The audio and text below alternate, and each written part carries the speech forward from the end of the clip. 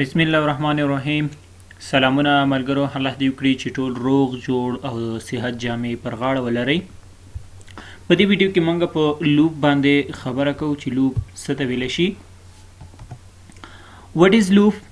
The repetition of a statement is called loop. Or we can say when a statement or a group of statement repeated again and again is called loop. Types of loops: for loop, while loop, do while loop. Loop څه ته وایي؟ لوپ د یو سټیټمنټ ریپیټیشن ته لوپ وایي.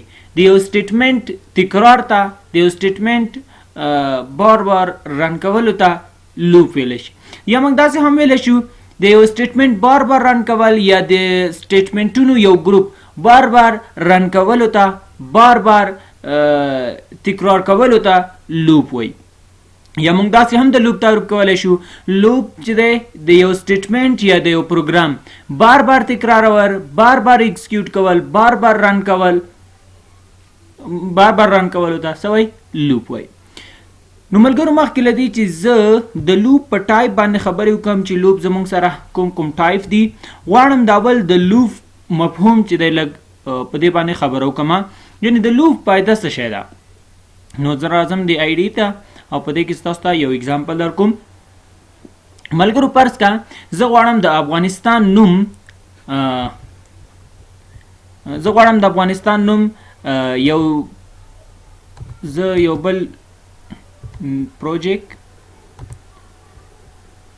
نیکسٹ فرض کې درته وایم لوپ 2. زه غواړم د افغانستان نوم لس پیرې پرنټ کړم. نو د دې دپاره د دغه خلاص شي زه د افغانستان نوم لس پیرې پرنټ کوم.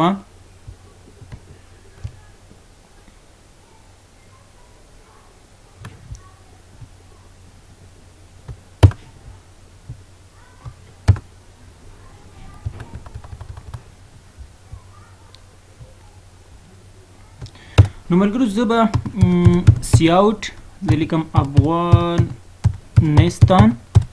او دا زه کافي کوم. کافي پیسټ زه به دا لس پیرې پیسټ کوم. نو 1 2 3 4 5 6 7 9 دام لس ما لس پیرې د افغانستان نوم چې دی هغه په دې طریقه باندې ولیکه سی آوټ. زه اوس پروګرام رن کوم. نو دا وګورئ ملګرو، ماته یې لس پیرې د افغانستان نوم راکړه. خو که یو کس تاسو ته ووایي چې ما ته د افغانستان نوم 500 پیرې پرنټ کړه یا 1000 پیرې پرنټ کړه، صحیح ده؟ نو زه هره پیرې زه داسې نشم کولی چې زه راشم زه همداسې دا پیسټ کوم. دا به زه تر څو پورې داسې کوم. دا د ملګرو د لوپ د دې لپاره موږ د لوپ نه استفاده کوو چې هم د وخت بچت شي. یعنی زه چې اوس مثلا 500 پیرې زه سی آوټ افغانستان لیکم نو زما څومره وخت خرابوي او بل د کوډ سایز هم زیاتیږي.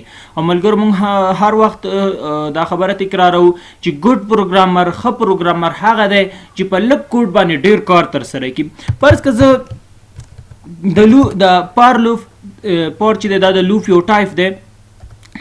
زه تاسو ته په دې باندې خبره کوم چې پار لوپ څه ته ویلی شي. یوازې یو اگزامپل درته کار کوم چې د لوپ فایده څه شی ده، ولې موږ لوپ استفاده کوو.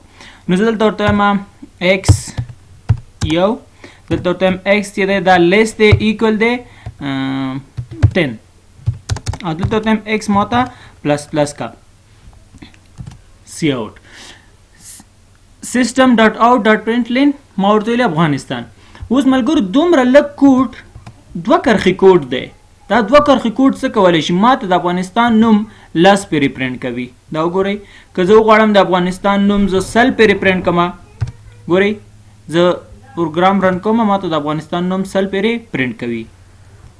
دې ځای کې وګورئ ملګرو د افغانستان د نوم سره دې ځای کې زه د سیټ ته غواړم چې 1 2 3 یعنی حساب هم ورته راشي چې زه پوه شم چې آیا 100 پیرې پرنټ شو که پرنټ نه شو. نو دې ځای کې تاسو سره ایکس ولیکئ، ایکس سره یو ځای کوي. زه پروګرام بیا رن کوم. نو دا وګورئ ملګرو 100 پورې ماته د افغانستان نوم هغه پرنټ شو. زه لږ به رقم دا وګورئ له 1 نه شروع شوی دی او تر 100 پورې د افغانستان نوم مونږ ته دا دی پرنټ شوی دی. نو ملګرو د لوپ څومره لږ کوډ باندې ما څومره ډیر کار وکړو. که زه راشم او سی آوټ افغانستان اوس یو کس وی 500 پیري، نو ته راشه دلته ورته ولیکه 500، نو تا ته 500 پیري د افغانستان نوم څه کوي، دا ګوره 500 پیري ما ته د افغانستان نوم پرنټ کړ. نو دا د لوپ فایده ده. نو راځو ټایپ اف لوپس ته. اولنی ټایپ چې دی هغه زموږ سره فار لوپ دی. نو فار لوپ څه ته ویلی شي؟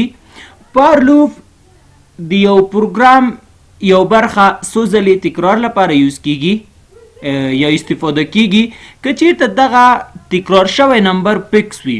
د کوم تاسو چې غواړئ مثلا دلته کې دغه نمبر چې ته مثلا یو نه واخله تر 500 پورې ما ورته ویلي چې ما ورته پرنټ کړه، نو دلته کې نمبر پکس دی. کله چې پکس نمبر وي نو موږ څه کوو؟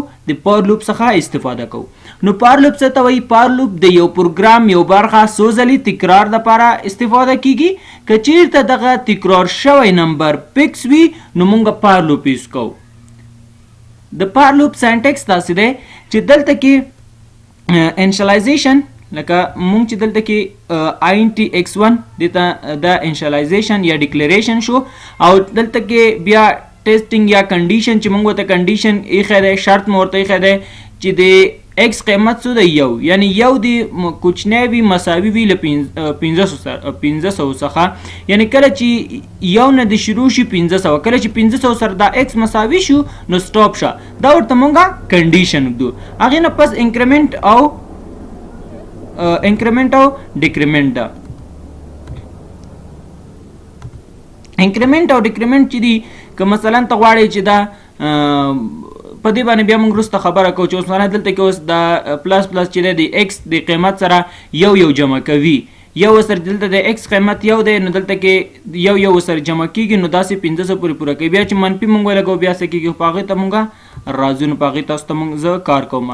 نو یوازې تاسو په دې باندې ځان پوه کوئ چې فار لوپ څه ته ویلی شي. که څوک تپوس وکړي تاسو نه چې فار لوپ څه ته وایي، ولې او فار لوپ موږ کوم ځای کې استفاده کوو. صحیح ده.